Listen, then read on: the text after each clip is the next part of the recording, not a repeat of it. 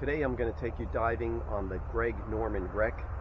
I did some research and try to figure out how this wreck was connected to Greg Norman, other than it's in his backyard, but really I couldn't find anything on it. So it looks like it's been there a while. There's a lot of growth on it, and I saw some interesting fish, a couple of really good camouflaging fish.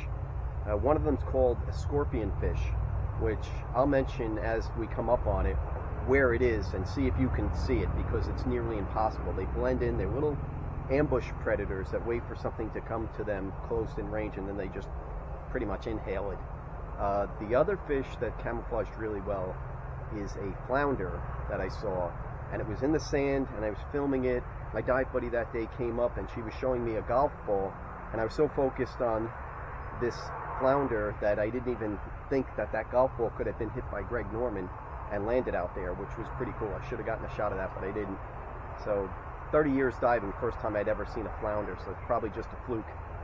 So I've got a couple of comments I just want to read quickly before we start the video, questions and comments. This is coming from one of our first subscribers, Miles of Smiles in Punta Gorda, Florida. Dave, I assume you carry a dive knife with you for safety. Do you keep a backup knife in case you lose one of them? That's great. Yeah, I do. I have a second knife. I'll show a picture of it, located, mounted to my buoyancy compensator. But there was a time years ago when I was down in Fort Lauderdale, and I went on a dive and I lost my knife. It fell out of its sheath. So the second dive I didn't have a knife, and wouldn't you know it, the one time I needed it, I got tangled up in some monofilm, and I was trying to swim away from a wreck, and it felt like somebody was pulling me back. There's nobody around that in sight that could help, so I had to remember my training and stay calm and take off my buoyancy compensator and undo it from the tank valve. So yeah, thank you for that question. The other comment slash question comes from Edna Nussbaum in Passaic, New Jersey again. Dave, if you're supposed to be a pirate, how come you don't have an eye patch or a sword or a peg leg or a parrot on your shoulder? I hate you.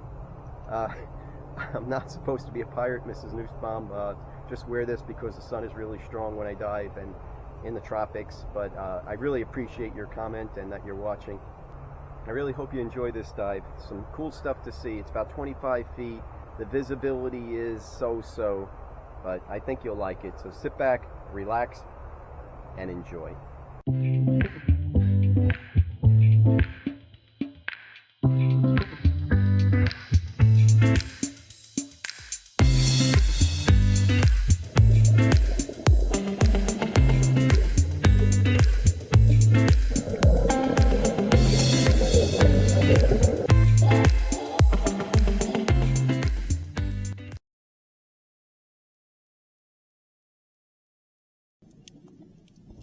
This is the International Diver Hand Signal. It means hang loose, or hang in there, or hang 'em high. Just hang something. But seriously, what's with all these fish? Look over my head. It's incredible.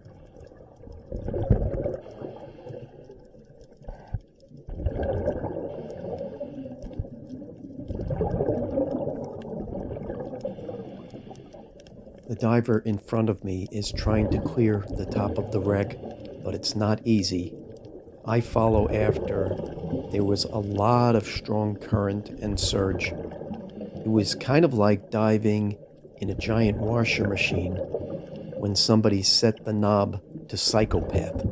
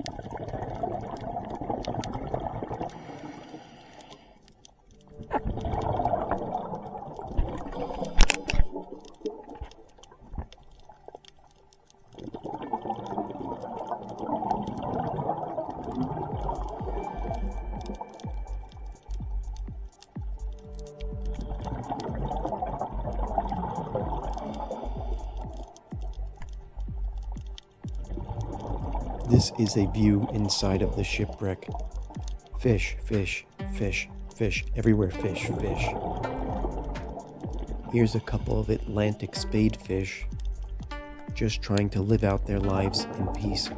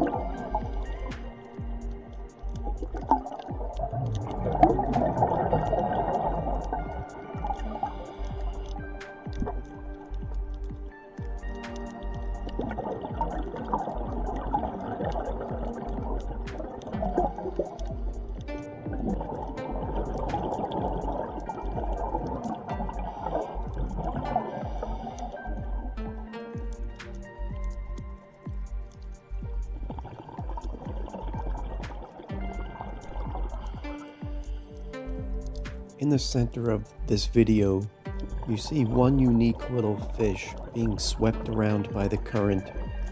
I can't remember what variety it is. It looks like a type of trunk fish. If you're watching and you know what it is, please leave a comment.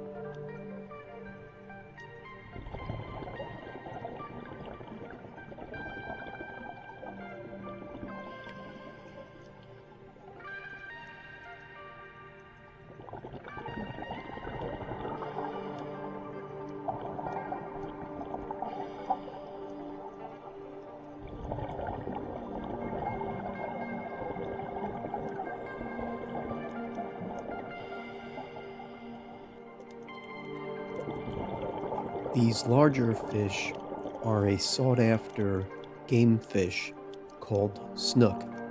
You can identify them by the lateral line running on their body. I'm just glad they're getting along so well with all of these other smaller fish.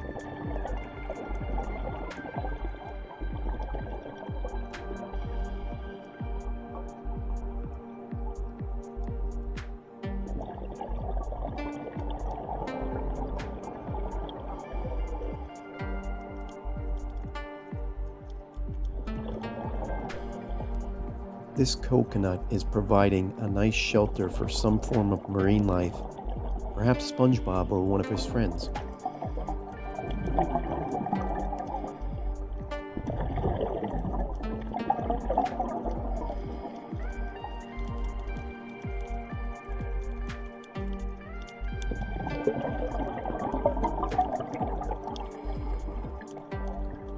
Do you see the scorpion fish? He's in the frame right now, almost impossible to spot.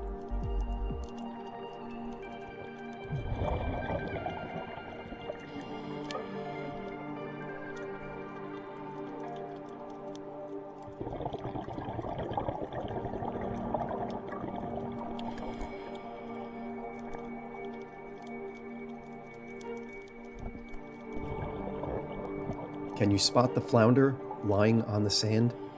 This is the first time I saw one while diving, so it's probably a fluke.